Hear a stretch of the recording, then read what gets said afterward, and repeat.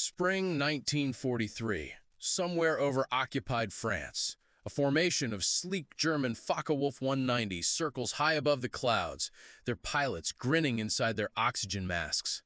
Below them, struggling to gain altitude, are the newest American fighters making their European debut. The German pilots can't stop laughing. One veteran ace keys his radio. "Looks like the Americans sent us flying refrigerators." These massive, barrel-shaped aircraft seem almost comical compared to the nimble Spitfires and Messerschmitts that dominated European skies. With their enormous radial engines and bloated fuselages, they look more like airborne tractors than fighters. The Germans have a name for them already: Jabos, fat targets. But within 18 months, these same German pilots will hear the distant thunder of those big radial engines and feel their blood run cold. That distinctive sound will become the most terrifying noise in German skies. This is the story of how the most mocked fighter of World War II became the most feared, how American engineering philosophy clashed with European tradition, and how 8 50-caliber machine guns rewrote the rules of aerial combat. This is the story of the Republic P-47 Thunderbolt. The Panic of 1940. June 1940, France is collapsing under the German Blitzkrieg. In a nondescript office in Farmingdale, New York, Alexander Kartveli sits at his drawing board, chain-smoking cigarettes and sketching furiously. Kartveli, a Georgian-born engineer who fled the Russian Revolution, has just received the most urgent request of his career. The U.S. Army Air Corps wants a high-altitude interceptor. They want it fast, and they want it to match anything the Germans can throw at it. But Kartveli has a problem. Or rather, he has a solution that everyone thinks is a problem.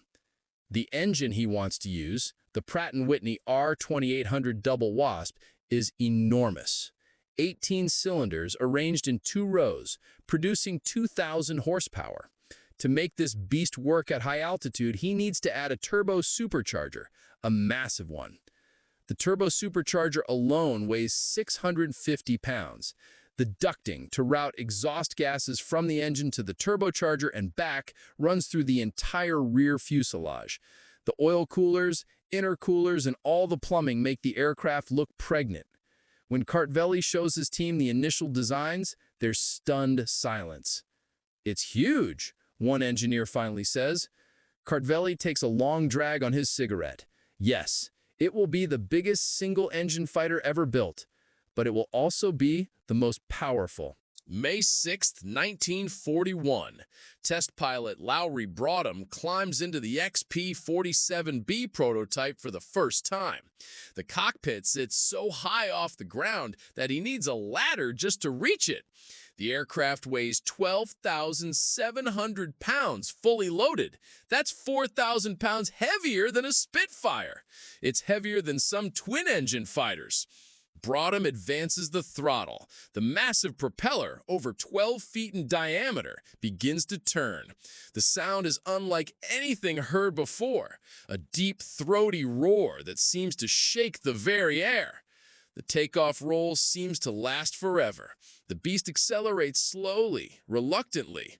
But once they're born, something magical happens. The P-47 climbs, and climbs, and keeps climbing. At 30,000 feet, where other fighters gasp and wheeze, the P-47 is just getting started. The turbo supercharger is feeding the engine sea-level air pressure. The big radio is producing full power 6 miles above the Earth.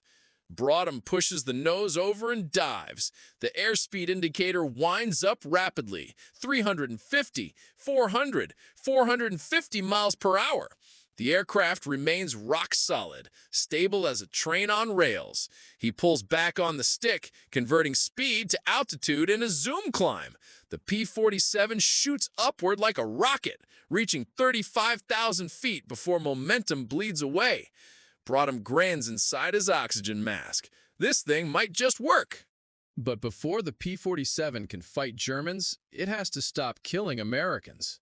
Between September 1942 and January 1943, the 56th Fighter Group loses 18 pilots in training accidents. 18 men dead before they even see combat.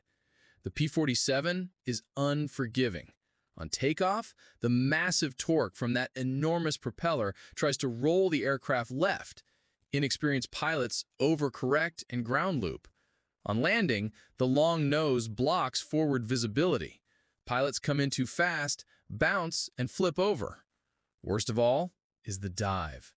The P-47 loves to dive. It accelerates so quickly that pilots encounter a terrifying phenomenon: compressibility. As the aircraft approaches the speed of sound, shock waves form on the wings. The controls freeze.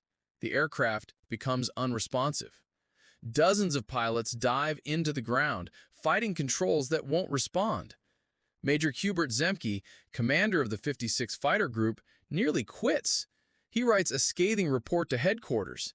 The P-47 is a death trap. It's too heavy, too complicated, and too dangerous. We need Spitfires. But the Army has committed to the Thunderbolt. There are no Spitfires coming. Zemke has to make it work. First contact. April 8, 1943. 16 P-47s of the 4th Fighter Group crossed the English Channel on their first combat mission over France.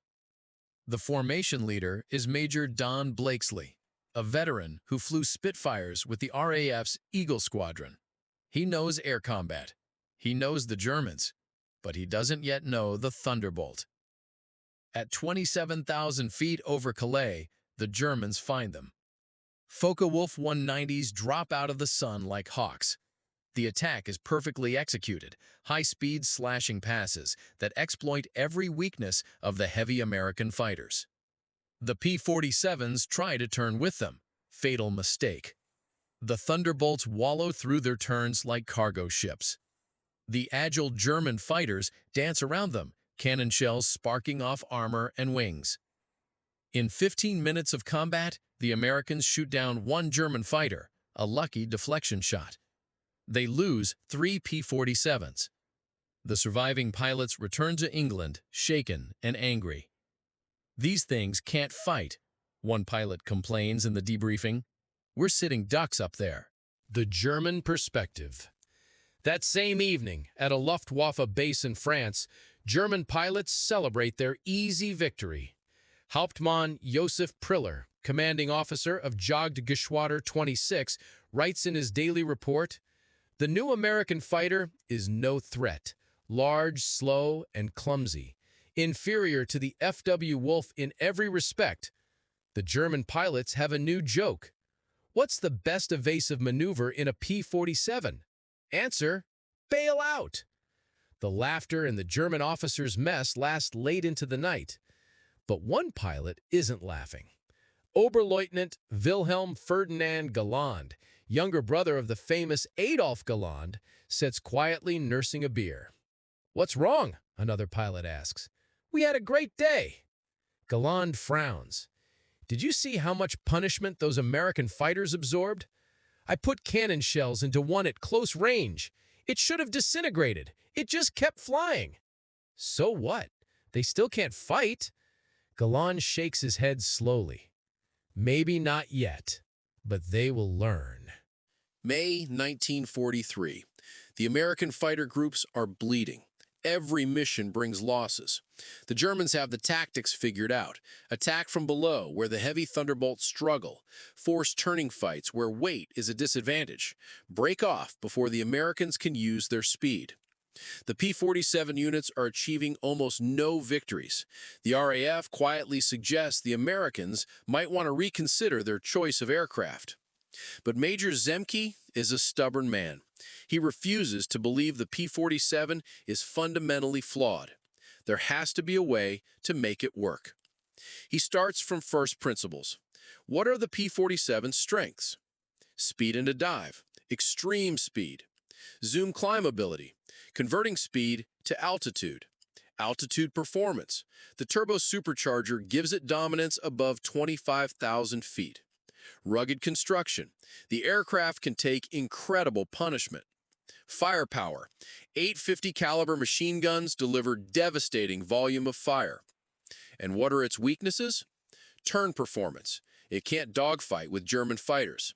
Initial climb rate. It's slow getting to altitude. Acceleration and level flight. It takes time to build speed. Zemke calls a meeting of his squadron commanders. Stop trying to dogfight, he tells them. The P-47 is not a dogfighter. It's a hunter-killer. He outlines a new tactical doctrine. Stay high. Always enter combat with altitude advantage. Dive fast. Use the P-47's weight to build overwhelming speed. Hit hard. Put bullets on target and keep firing. Zoom away. Use speed to climb back to altitude. Never turn with them. If you miss on the first pass, climb away and set up another attack. Think of yourselves as falcons, not sparrows. Falcons don't chase their prey in circles.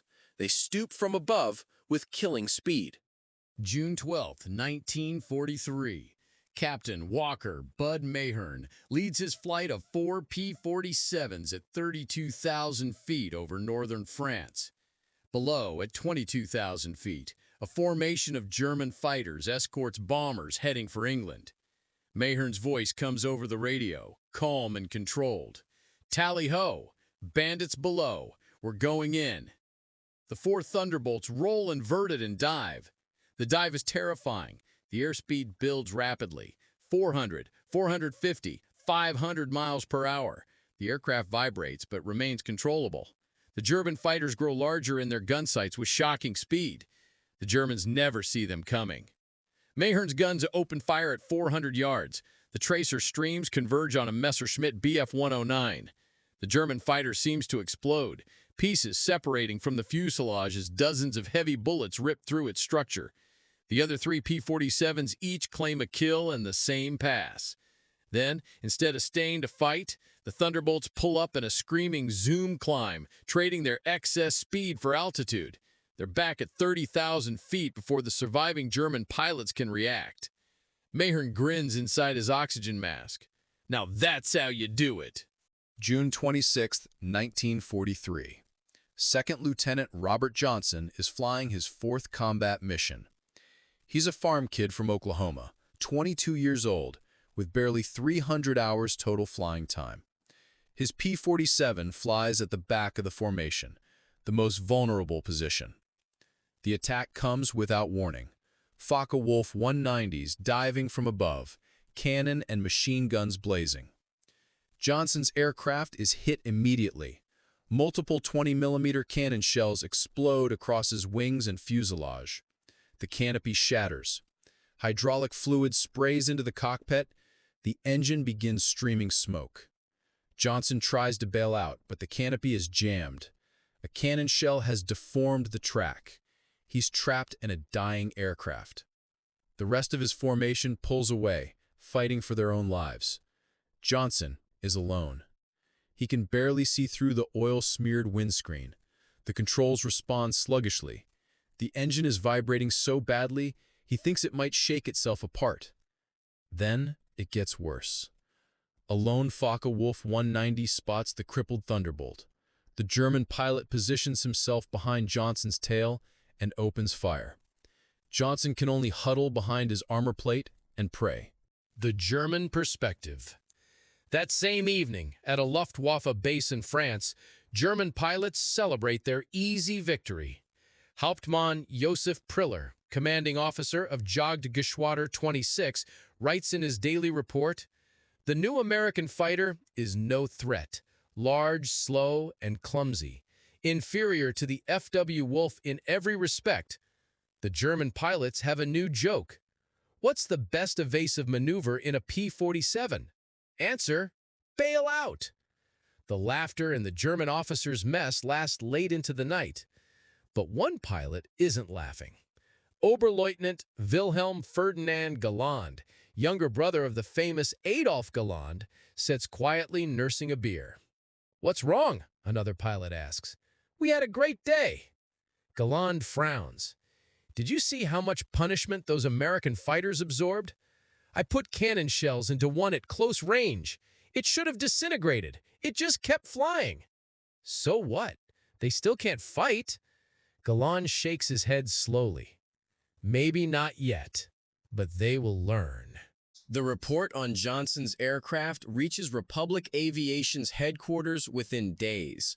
Engineers study the damage patterns, they examine the failed components and the ones that kept working. They're amazed at what they find. The P-47 structure has redundancy built into every system. When primary supports fail, secondary structures take the load. The control cables are doubled throughout the aircraft.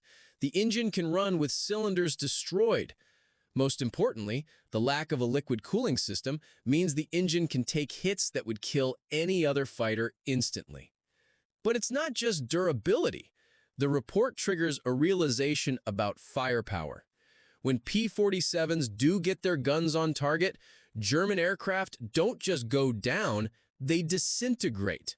The concentrated fire of 8 50-caliber machine guns creates effects never seen before.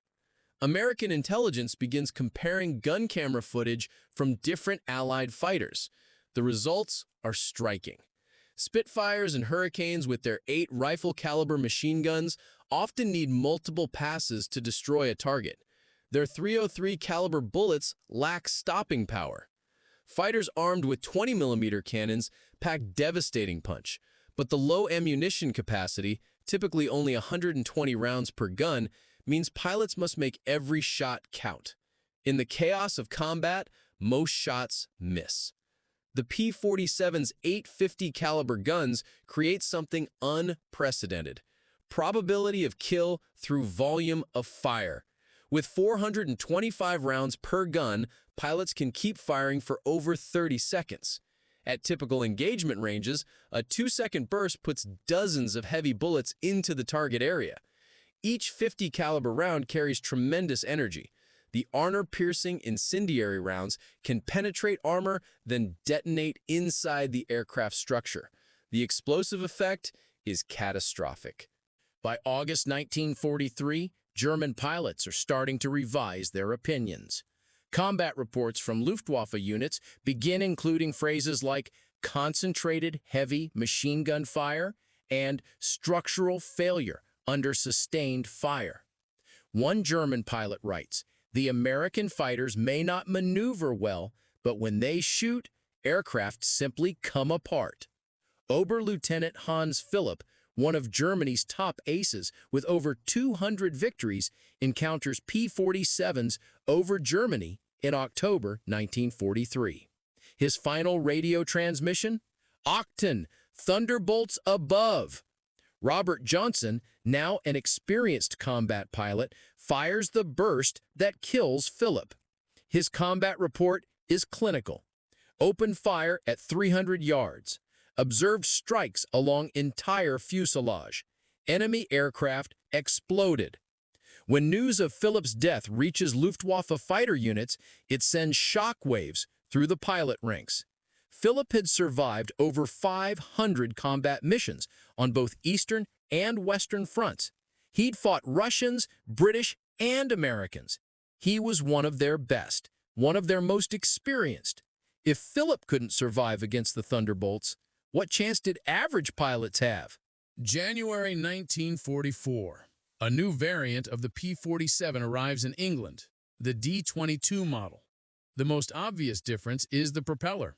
Instead of the narrow chord blades of earlier models, the D-22 sports massive paddle blade propellers, broad spatula-shaped blades 13 feet in diameter. The improvement is immediate and dramatic. Earlier P-47s climbed at about 2,200 feet per minute at sea level. Respectable, but not exceptional. The paddle blade models can achieve 3,000 feet per minute, suddenly matching or exceeding German fighters. But it's not just the numbers. The new propeller changes the sound. The enormous blades, spinning at high RPM, create a distinctive deep thunder that can be heard for miles. The blade tips actually reach supersonic speeds, creating shock waves that produce a sound unlike any other aircraft. To Allied troops, it's the sound of air superiority. To German troops, it's the sound of death approaching. They give it a new nickname, Donnerschlag, Thunderclap. With drop tanks and the improved performance of the D model, P-47s can now escort bombers deep into Germany. March 1944, Major David Schilling leads his squadron on an escort mission to Berlin, the deepest penetration yet. Over Brandenburg, they encounter a formation of Messerschmitt B-110 heavy fighters positioning to attack the bomber stream with rockets. The twin-engine B-110s are heavily armed, but less maneuverable. They're designed to stand off from bombers and launch rockets, not the dogfight with single-engine fighters. Schilling's P-47s dive from 28,000 feet. In less than 60 seconds, 8 B-110s are destroyed. Not damaged, not forced to retreat, destroyed, completely disintegrated under the concentrated fire of 850 caliber guns per P-47. A German gunner who survives describes it in interrogation. They came down like hammers. When they fired, our aircraft didn't just fall, they came apart. Wings separated, tails severed. In seconds, a B-110 became debris. The bomber crews see everything. Word spreads quickly. When Thunderbolts are overhead, the bombers are safe. April 1944. As the Allies prepare for D-Day, P-47 units begin experimenting with ground attack missions. The Thunderbolt's 8 guns, so devastating against aircraft, prove equally effective against ground targets. The armor-piercing rounds can penetrate the thin top armor of German vehicles. But Republic Aviation has designed the P-47 with expansion in mind. The wings are strong enough to carry bombs. The structure can handle the stress of dive bombing. The D-25 variant can carry 2 1,000-pound bombs under the wings and a 500-pounder under the fuselage. Later models add rocket rails for 10 5-inch high-velocity aircraft rockets. Each rocket carries the explosive equivalent of a 105mm artillery shell. The P-47 has transformed from pure fighter to fighter-bomber, and it's better at ground attack than aircraft designed specifically for that role. German troops experience this new threat firsthand. A panzer commander writes in his diary, "The Jabos are back, but these are different. They carry bombs like medium bombers and rockets like artillery. Then they strafe with those terrible machine guns. A convoy of 20 trucks simply ceased to exist. One pass, total destruction." June 6, 1944. Over 500 P-47s provide air cover for the Normandy invasion. The Luftwaffe attempts to contest the landings. It's a massacre. German fighters trying to reach the beaches must fly through layers of P-47s stacked from sea level to 30,000 feet. At every altitude, the Thunderbolts are waiting. Oberleutnant Wolfgang Fischer of JG2 is one of only 3 German pilots who manages to reach the beaches that morning. His post-mission report: 12 fighters from our Gruppe attempted the mission. I alone returned. The Americans own the sky. Thunderbolts at every altitude. You cannot climb over them, cannot dive under them. Their guns turn our fighters into aluminum rain. In the weeks after D-Day, P-47 systematically destroy German mobility. Anything that moves in daylight dies. The statistics are staggering. June 1944, over 650 locomotives destroyed, nearly 4,000 trucks, 500 armored vehicles, thousands of horse-drawn wagons. The Wehrmacht is forced to move only at night. German armies that once conquered Europe in lightning campaigns now crawl along roads in darkness, terrified of daylight. The jet encounters. November 1944, Germany deploys the Messerschmitt Me-262 jet fighter. With a top speed of 540 miles per hour, the Me-262 should be untouchable by propeller fighters. German pilots are confident they've finally found an answer to Allied air superiority. Lieutenant Colonel John C. Mayer proves them wrong. Mayer, flying a P-47D at 28,000 feet, spots an Me-262 below. The jet is fast, but Mayer has altitude and speed in reserve. He rolls inverted and dives, the Thunderbolt accelerating past 500 miles per hour. The jet pilot, confident in his speed advantage, doesn't see the diving P-47 until it's too late. Mayer's guns open fire at 400 yards. The jet disintegrates, both engines separating from the fuselage. Mayer's combat report includes a significant observation. 8 50 caliber guns are highly effective against jet aircraft. The jet's high speed makes it vulnerable. It cannot evade, cannot absorb damage. One good burst is sufficient.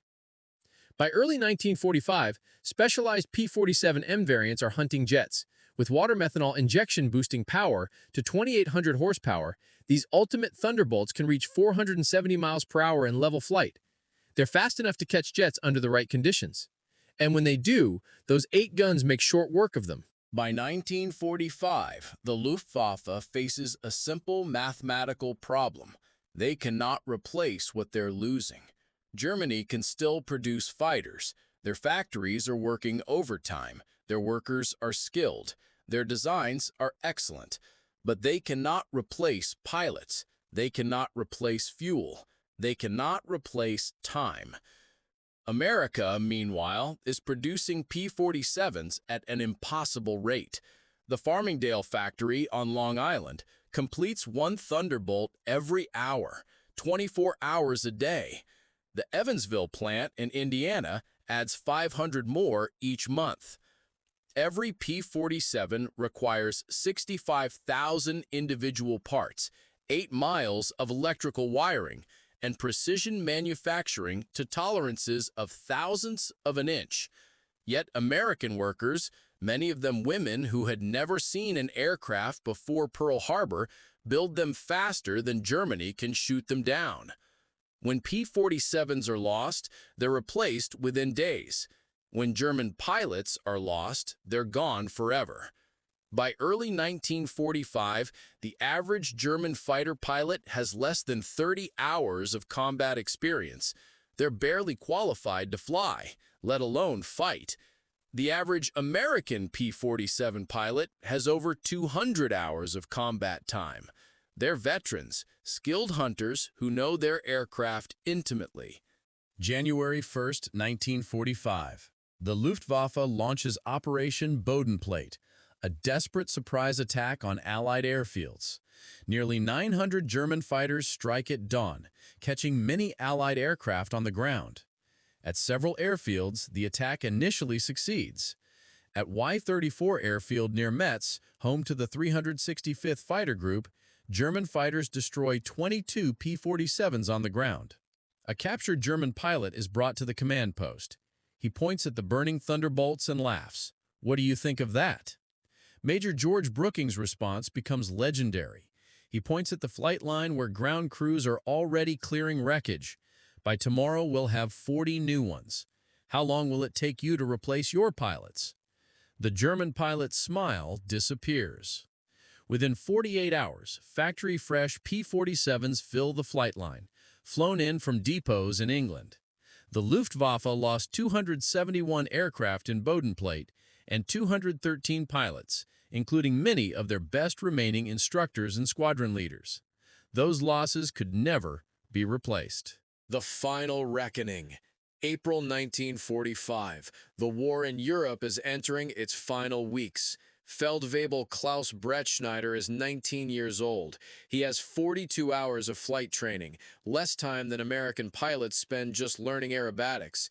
He flies exactly 1 combat mission before Germany surrenders. That mission lasts 12 seconds after he encounters P-47s. His post-war interview, I saw them diving from above, 4 Thunderbolts in perfect formation. I tried to turn away. The leader fired from 500 meters. My aircraft shook like it was hit by hammers. The engine exploded, wings separated. I barely escaped. In the parachute, I watched them destroy my entire Staffel. 6 fighters gone in under a minute. The sky rained burning aluminum. German admission. By war's end, even the most defiant German pilots admit the truth. Josef Priller, the same pilot who mocked the P-47 as a pregnant cow in 1943, gives an interview to German propaganda officials in March 1945. His statement is deemed too demoralizing for publication. The Thunderbolt is the best fighter bomber ever built. Its firepower is unprecedented. It carries bombs like a medium bomber, fires rockets like artillery, fights like a fighter. But beyond the machine is what it represents: unlimited American production. They lose 10, they build 20. We lose 1, it's gone forever. Their pilots arrive better trained than our instructors.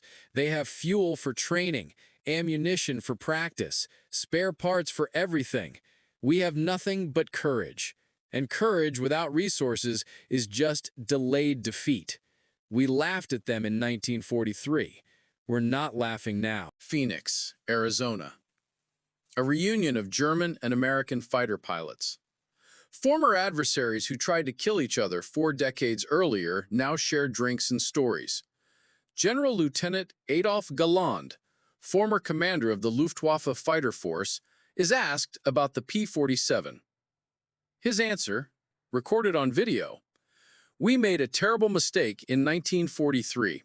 We saw this big, heavy fighter and laughed. The Americans don't understand air combat, we said. They built a bomber and called it a fighter. We were the ones who didn't understand. The Americans didn't try to build a European fighter. They built an American one, designed around production, firepower, and survivability. They understood that in a war of attrition, the aircraft that could take punishment and deliver devastating firepower would win." They were right. The first time I flew a captured P-47 after the war, I understood everything. The power was incredible, the cockpit comfortable, the controls precise. It was a pilot's aircraft wrapped in armor. But what really impressed me was realizing that America built over 15,000 of these complex machines while fighting a 2-ocean war. Each required an engine more complex than anything Germany produced. Yet they built them faster than we could build simple fighters. That's when I knew we never had a chance. Galland pauses and his voice drops. Those guns. We called them Roosevelt's piano because of the sound they made. Once you heard that sound, you never forgot it. Many of my friends heard it for the last time. Legacy. Today, at the United States Air Force Museum in Dayton, Ohio, a restored P-47D sits among other legendary fighters. Below it, a display case contains spent .50 caliber shells and gun camera film showing a Focke-Wulf 190 disintegrating under fire. And a quote from an unnamed German pilot taken from a 1945 interrogation.